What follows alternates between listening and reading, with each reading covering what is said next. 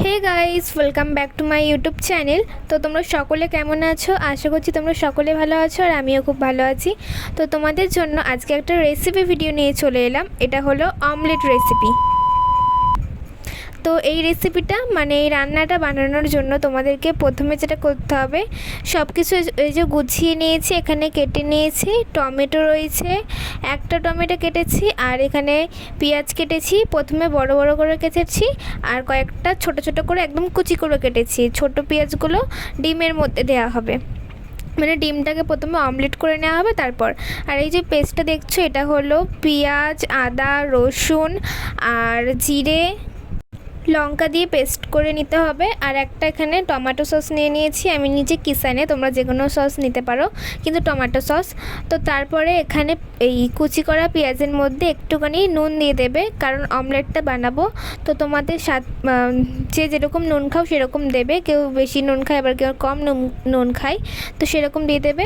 তো এরকম নিয়ে একটুখানি পেঁয়াজ নিয়ে তারপর একটা ডিম ফাটিয়ে নিয়ে এরকম করে অমলেট যেরকম হয় বানাই সেই রকমভাবে বানিয়ে নিতে হবে প্রথমে। তো এখানে তেল গরম হতে দিয়ে দিয়েছি, নিয়ে এবার ডিমটাকে এবার দিয়ে দেবো। আমি রান্না করিনি, কিন্তু কেউ আর ভেবো না যে আমি রান্না করেছি, মা রান্না করেছে। তো এখানে অমলেটটা বানিয়ে নিচ্ছে, এরকম করে বানিয়ে নিতে হবে প্রথমে অমলেট। তো এখানে একটা একটা করে এখন ডিমগুলো সব ভেজে নিচ্ছি। গ্যাসটা একদম লো ফ্লেমে থাকবে, তাহলে না হলে কিন্তু ডিমটা পুড়ে যেতে পারে। তো সেইভাবে মানে আস্তে করে দিয়ে তারপর ভেজে নিচ্ছি এভাবে। আর যতগুলো করব, আমরা 4টে ডিম করেছিলাম, তোমরা যতগুলো ইচ্ছা করতে পারো, যে যেরকম খাবে। তো আর এই রেসিপিটার নামই তো তোমাদেরকে বলা হয়নি, রেসিপিটার নাম হলো অমলেট এগ কারি। তো অমলেট এগ কারি, আর খেতে কিন্তু দারুণ হয়েছে। আমি তো ভিডিওটা পরে এডিট করছি, তাই বলেই দিলাম খেতে দারুণ হয়েছে। তো এরকম করে এই যে 4খানা ডিম ভেজে নিলাম, আমরা যেহেতু 4টে ডিম করবো তাই 4টে ডিম ভেজে নিলাম। নিয়ে তারপরে এখানে মা তেল আর তার মধ্যে শুকনো লঙ্কা আর একটুখানি জিরে দিয়ে দিল। জিরেটা এবার ভেজে নিচ্ছে ভালো করে। নিয়ে তারপর যে বড় বড় করে পেঁয়াজ কাটা ছিল সেই পেঁয়াজগুলো দিয়ে দিল মা ভাজতে।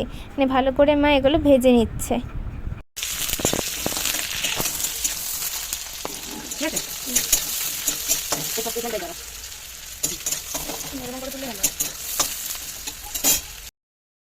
তো তারপর এখানে একটুখানি নুন দিয়ে দিচ্ছি, তোমাদের স্বাদ পরিমাণ মতন নুন দিয়ে দিতে হবে। নিয়ে তারপরে একটুখানি হলুদ দিয়ে দিতে হবে।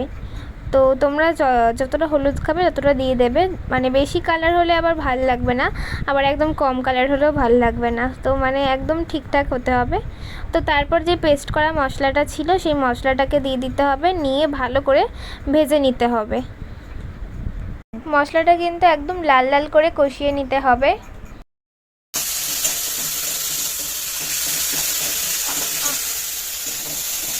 তো মশলাটা ভালোভাবে হয়ে যাওয়ার পর এর মধ্যে একটুখানি মানে যে টমেটোটা রেখেছিলাম কেটে, সেই টমেটোটা দিয়ে দেব। আমরা বেশি টমেটো খাই না, তাই জন্য অল্প দিয়েছি। আর এর মধ্যে তো টমেটো সসও দিতে হবে, তাই জন্য অল্প করেই টমেটো দিয়েছি।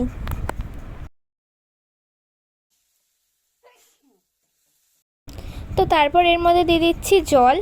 তো তোমরা যদি বেশি ঝোল ঝোল করতে চাও তাহলে বেশি জল দেবে, আর যদি ঝোল ঝোল না করতে চাও, একটু কাই কাই টাইপের করতে চাও, তাহলে কম জল দেবে।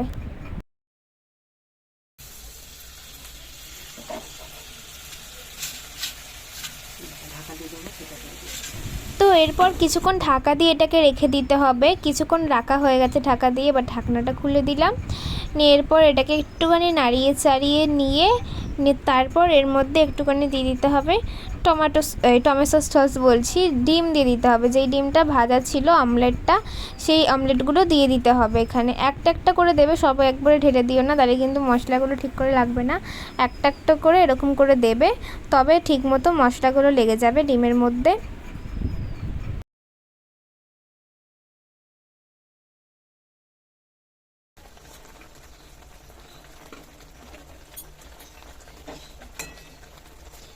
তো এটা একটুখানি ফুটে গেলে তারপর দিয়ে দিতে হবে টমেটো সস। আর টমেটো সসটা দেওয়ার আবার কিছুক্ষণ পরে দিয়ে দিতে হবে গরম মশলা। আমরা এখানে সানরাইজের গরম মশলা দিচ্ছি, তোমরা যেটা ইচ্ছে সেটাই দিও।